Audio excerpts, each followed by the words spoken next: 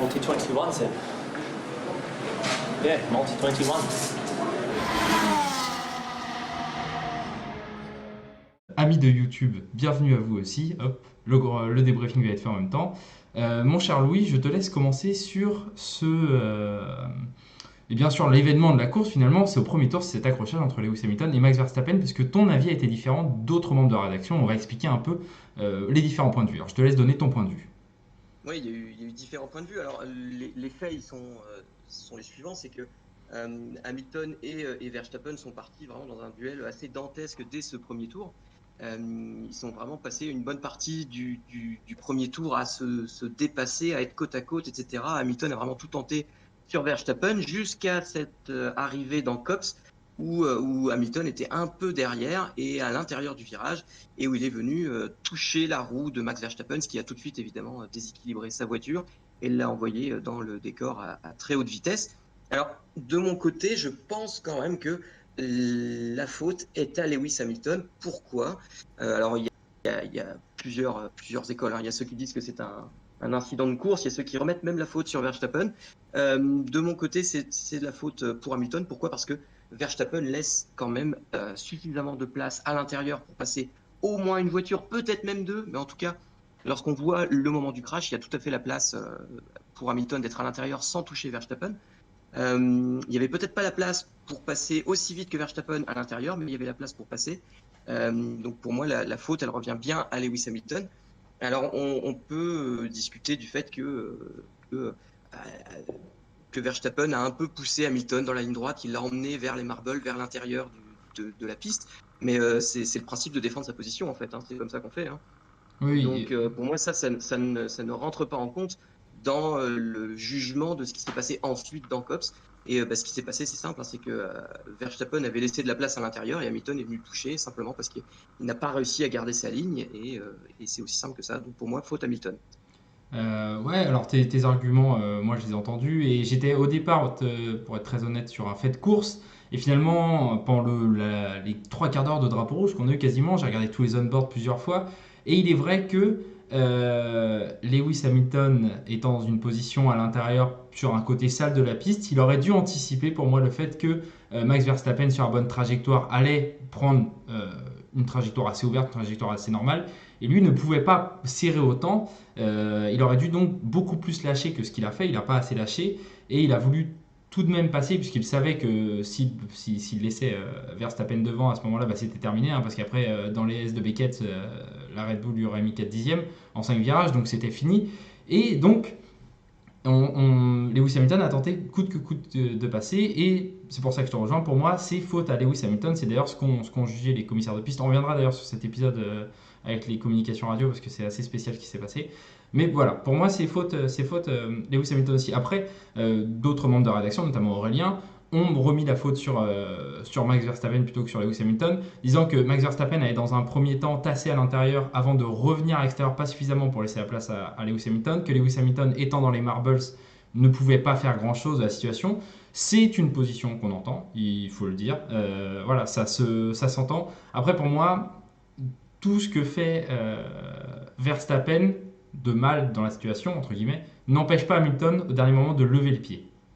Ouais, c'est ça. Voilà, c'est la même situation que le Grosjean Sainz de 2018, c'est-à-dire que le pilote à l'intérieur, à un moment, sait que dans le premier tour, avec des voitures qui sont 100 kg plus lourdes qu'à la normale, doit devoir lâcher sa pédale d'accélérateur et se mettre un peu en retrait par rapport à l'autre. Même si la situation est difficile, peut-être que si ça avait été la situation inverse, avec Hamilton à l'extérieur et Verstappen à l'intérieur, Verstappen l'aurait laissé passer puisqu'il savait qu'après il avait l'avantage dans les virages suivants. Là, comme Hamilton savait qu'il n'avait pas l'avantage, il a voulu passer à tout prix et ça envoie son adversaire dans le décor. Et c'est d'autant plus dommage que du coup, c'est un 25-0 pour Lewis Hamilton sur cette course et ça relance un peu plus artificiellement le championnat que ce qu'on aurait pensé.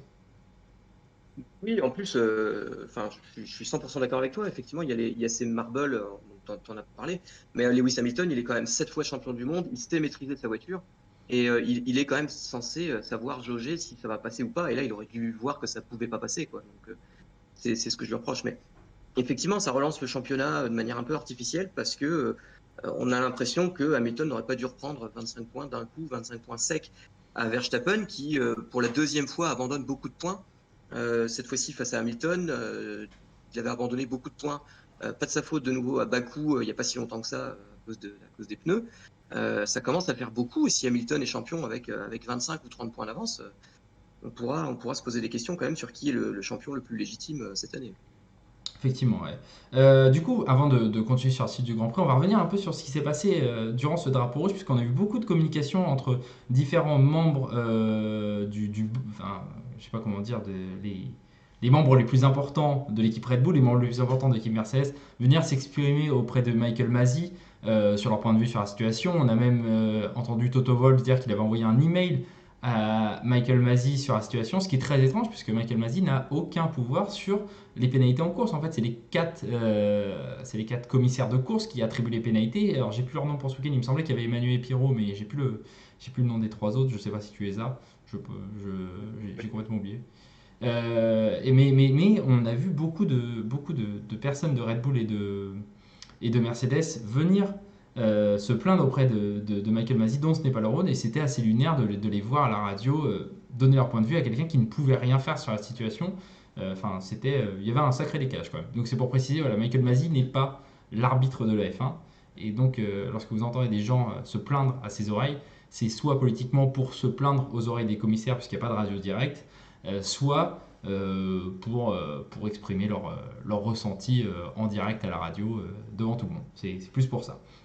Oui, c'est plus Vas-y. une histoire d'essayer d'influencer soit l'opinion même des fans, etc. C'est ce Oui. qu'on voit aussi dans la bataille médiatique là, que commence à se livrer autant Red Bull que Mercedes après l'incident de la course. Mais c'est aussi, oui, comme tu l'as dit, pour influencer les commissaires de manière indirecte. Mais je pense que c'est pas nouveau du tout. Je pense que ce qui est nouveau, c'est que c'est diffusé maintenant, et c'est surtout ça qui est nouveau. Et c'est pour ça que maintenant on le voit et qu'on l'entend, et avant c'était pas le cas.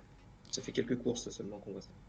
Revenons sur la course, mon cher Louis, et j'aimerais qu'on parle de Ferrari, puisque Ferrari a réalisé un excellent week-end, mine de rien, avec surtout des voitures qui ont parfaitement su conserver ces nouveaux pneus, cette nouvelle structure de pneus qu'on a vu introduite à Silverstone. Et c'est peut-être quelque chose qui va changer la donne dans la bataille McLaren-Ferrari pour la troisième place au championnat. Parce que là, véritablement, Ferrari avait l'air beaucoup plus capable que McLaren d'aller enchaîner les tours avec les pneus les plus durs et de créer des relais beaucoup plus longs. Bah oui, effectivement, c'est même assez impressionnant parce que Leclerc est passé tout près de la victoire. Quand on voit où était Ferrari, bah, au Castellet, hein, comme l'ont dit les commentateurs anglais, quand on voit la manière dont ils ont cramé les pneus au Castellet, et quand on voit finalement comment ils ont mené cette course ici à Silverstone, c'est vraiment le jour et la nuit. Alors, est-ce que c'est dû aux nouveaux pneus? Est-ce que c'est dû à des réglages un peu mieux? Est-ce que c'est dû à un circuit de Silverstone et un asphalte à Silverstone qui est mieux à la monoplace? Est-ce que c'est dû à des évolutions amenées par Ferrari? C'est difficile à dire. Mais effectivement, si Ferrari continue d'être aussi performante sur la gestion des pneus, la lutte pour la troisième place du championnat ne va pas durer très longtemps contre McLaren. Ouais, effectivement, hein. Surtout que McLaren perd quand même des fois des grosses occasions à cause de Ricardo de mettre de la distance dans ce championnat pour la troisième place. Et ça pourrait se coûter cher parce que là, Sainz et Leclerc, eux, il n'y en a aucun qui faillit dans ces moments-là. Ils sont au niveau et Leclerc a même failli remporter la course. Donc il faudra que Ricardo se remette en œuvre si tu veux que ton écurie McLaren, mon cher Louis, termine troisième du championnat. Ça va un petit peu mieux quand même pour Ricardo. On peut Oui, lui donner ça, il est quand même un petit peu c'était mieux mieux. sur ce week-end. Enfin, c'est étonnant parce que je pense que c'est parmi les pilotes qui ont changé d'écurie ou qui sont arrivés dans une nouvelle écurie, c'est celui qui a mis le plus de temps à s'adapter, en dehors des rookies, bien évidemment, qu'on exclut de ce championnat-là. Mais ouais, c'est lui qui a mis le plus longtemps à s'adapter. C'est un peu étrange quand même. C'est pas ce qu'on attendait de Daniel Ricciardo, hein. Petite Bah, parenthèse. il avait quand même déjà mis beaucoup de temps à s'adapter à la Renault hein, à l'époque, si on se souvient. Hmm. Donc c'est pas si étonnant que ça, mais effectivement, on aimerait bien qu'il monte un peu en puissance parce que McLaren a besoin de lui, là. D'autant que son salaire, en plus, je pense, est bien plus élevé que celui de Norris, donc ça fait un peu tâche. Oui, et d'autant que d'un point de vue commercial, McLaren semble de plus en plus miser sur Lando Norris. Donc voilà, c'est encore quelque chose qui rentre en compte. Il faudra que Daniel Ricciardo fasse assez attention.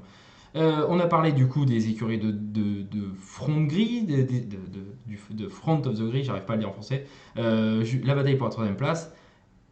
Il faut quand même qu'on parle de George Russell qui réalise encore un week-end incroyable.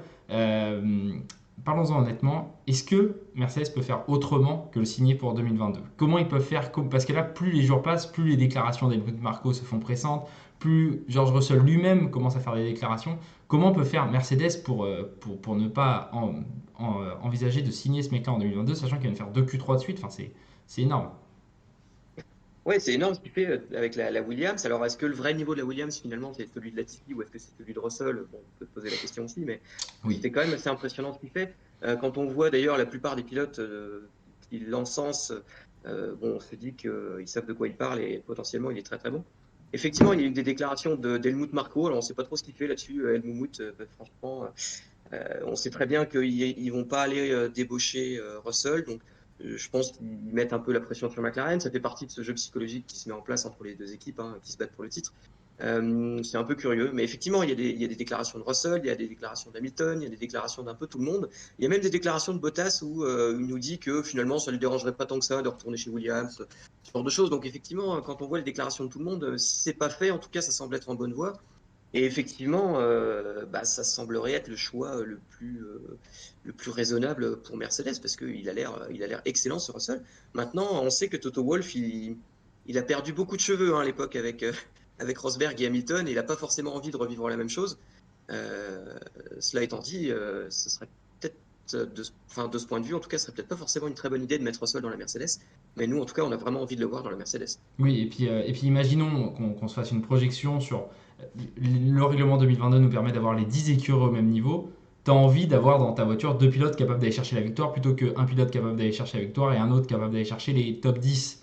Parce que tu te dis que voilà, au championnat final, si tout le monde se vaut en termes de voiture, Russell Hamilton c'est plus fort que Russell Bottas. Mais tu l'as dit, euh, l'antécédent à Hamilton Rosberg, ça a dû refroidir notre ami Wolf qui n'en a jamais voulu d'ailleurs. Il l'a jamais caché et lui il Oui, voulait pas oui. de ça dans son écurie. Mais tu dis tu préfères avoir deux très bons pilotes. En fait, oui, c'est vrai pour le championnat constructeur, mais pour le championnat pilote, t'as pas vraiment envie Ah, d'avoir deux pilotes qui se prennent des points l'un à l'autre. oula, oui.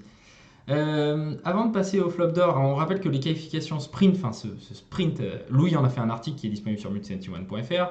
On en parlera à la fin des trois qualifications sprint parce qu'on va pas faire un premier bilan après une qualification sprint, ça ne sert à rien. Il faut attendre d'avoir vu plusieurs échantillons pour en parler. On a nos avis pour l'instant, mais on va attendre d'avoir un avis global sur le sujet. Du coup, mon cher Louis, je te laisse donner ton petit flop d'or de ce Grand Prix avant qu'on passe au reste de l'actu sport auto. Eh ben, écoute, c'est compliqué, de trouver un flop d'or là. Je ne sais pas trop, mais tu vas me dire que je tire encore sur l'ambulance, mais Vettel, moi, il m'a vraiment convaincu de lui attribuer ce flop d'or lors de son tête à queue, lors de sa bataille avec Fernando Alonso. Maintenant, voilà, il y a d'autres pilotes qui n'ont pas non plus vraiment brillé ce week-end, mais tu sais que j'adore taper sur Vettel et là, c'était facile. Ah là, je ne peux pas te rejoindre. Alors après, pour Vettel, il faut qu'on regarde, parce que j'ai pas eu le temps de regarder ça, j'ai très peu eu de temps depuis la fin du Grand Prix, mais étant donné que la voiture de Ricardo faisait un peu de fumée à ce moment-là et qu'il était juste devant Vettel au restart, Ah, est-ce est-ce que qu'il a ça a pas pas pris un peu joué? d'huile? Voilà, est-ce qu'il a pas pris un peu d'huile? Ça peut jouer. Alors pour que je défende Sébastien Vettel, c'est qu'on est vraiment, on a changé de dimension. Mais si je reviens du coup sur le flop d'or, c'est compliqué de l'attribuer. Sur ce week-end-là, quand même, j'ai bien envie de le mettre à notre ami Latifi. Parce que plus les week-ends passent, plus, tu l'as dit tout à l'heure, hein, est-ce que la Williams c'est performance réelle, c'est celle de Latifi ou celle de Russell? Plus les week-ends passent, plus on se rend compte que la Williams peut faire des Q3. La Williams pourrait peut-être aller chercher les points à la régulière avec deux bons pilotes. Et plus les week-ends passent, plus Latifi est un gentil pilote, mais trop transparent pour pouvoir être en F1.